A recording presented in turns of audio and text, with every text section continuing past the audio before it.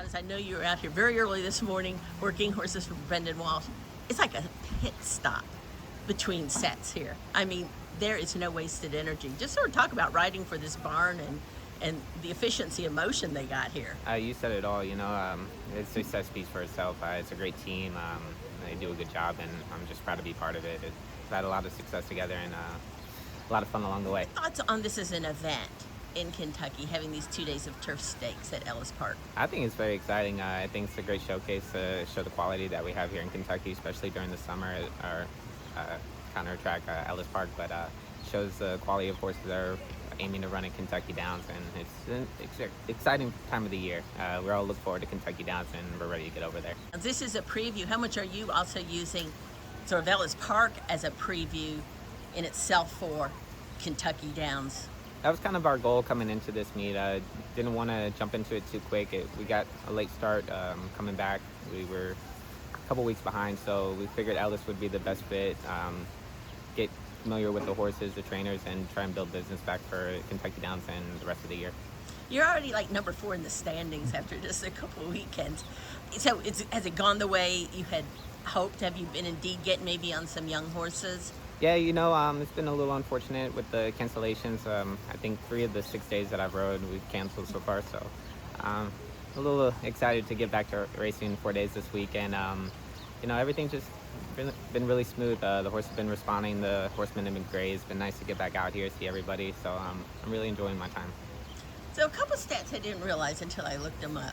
But you are only 2 wins behind Brian Hernandez to be the all-time winningest rider at Kentucky Downs. It's pretty amazing, especially you saying Brian, who's somebody I look up to here, especially the last, I'd say 6 years. We're in the same corner. We have Shane Varela as our valet, and learned a lot from Brian and Corey and a few of the other guys, but I like to follow Brian in races, so it makes sense.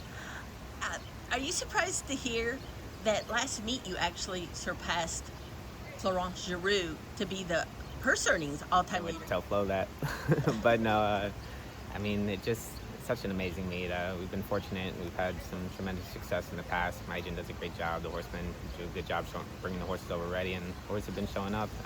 It's a fun place to ride, and I look forward to it every year. To not be at Saratoga, to be here, does that seem... It's a lot different. I think this is the first year since, I think it was 2018 or 2019, but we always look forward to going there. It's a shame we weren't able to, but I have a couple of trips planned, so we'll make the most of it this year, and hopefully we can build some business back and get back there. Are any of those plans, they're not during the first weekend of Kentucky Downs, are they? Oh, no, we won't be missing Kentucky Downs. That's one thing, though, that you have where a lot of the New York riders in the past have, kind of maybe had to decide where to be those first 3 days. You've always, I think, pretty much ridden at Kentucky Downs. I think the only time that I didn't ride at Kentucky Downs was we canceled on a Saturday, so I went back to Saratoga, but I was back for Kentucky Downs. We don't miss. Well, what was it like that first time you rode it? What are your first memories of riding at Kentucky Downs? I was in heaven. It was the type of course that I always wanted to ride. I'm a big fan of European racing, and it's the closest thing we have to it here in the States, so it was really exciting for me. Back then, it was more of a smaller track. There weren't as many fans, but it always had that homey feel and just very comforting place, and just good memories. It's really gotten big time. Yeah, it's really grown over the last few years. The fan excitement, just more traction, and it's exactly what we need. It's a place everyone should check out. 11 stakes worth at least $2 million if you're Kentucky bred, and $1 million if you're not. The 4 juvenile stakes are all $1 million for Kentucky breds. I mean, it rolls off your tongue really easily, but when you think about it, that's a lot of money. Where else would you rather be?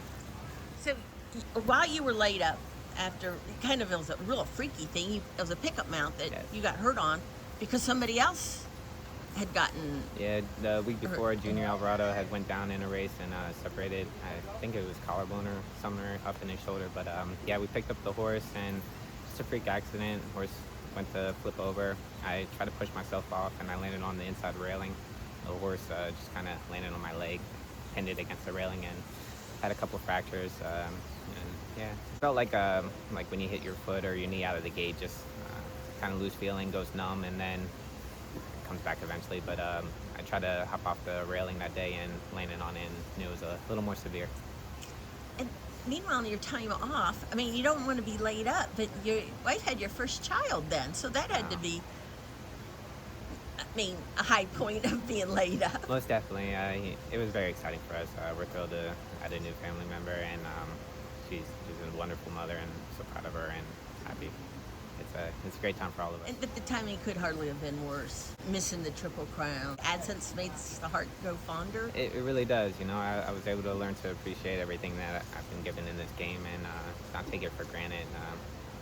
Enjoy every day. I always do because I love my job and I love the horses. But, you know, you really got to take it all in and appreciate it while you have it.